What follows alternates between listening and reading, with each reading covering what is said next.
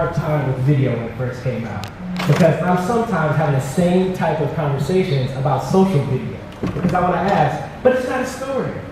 It's just explainer video, right? I'm just giving you text on screen with pretty images in the back.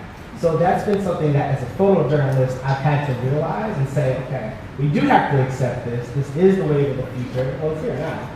And so to define what social video is to me, I can tell you what it is not. What we are finding is that social video is not hard news. A lot of you are not interested in hard news on your Facebook page. We also know that it is not void of emotion. It is not something that when you watch, you say, I don't know what I just watched. It's normally something that you want to share, right?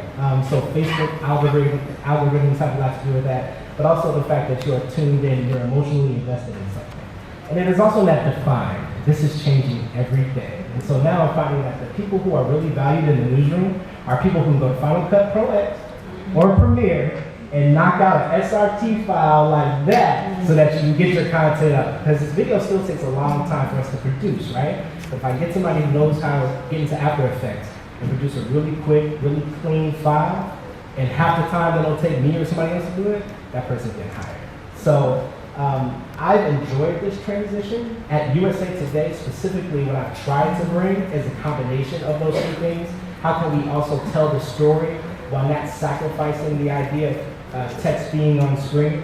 So if by virtue of the capacity for video storytelling, audio, video, let's just say we split those two things down about 50-50. So if you know 80-90% of people are not listening to audio when they first see your content on Facebook, we're already throwing out 50% of our capacity for storytelling. So how do we capture you with the remaining 50%? That's been the challenge, and that's what I'm trying to answer with us.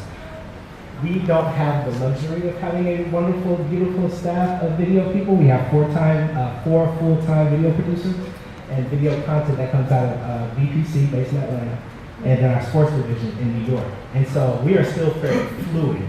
And it's been an exciting time for me because I've gotten a chance to kind of add some input on what I think are some things that we can try to compete with Angel Pluses, the Now This, and everybody else that's been doing these wonderful, awesome short stories that get millions and millions and millions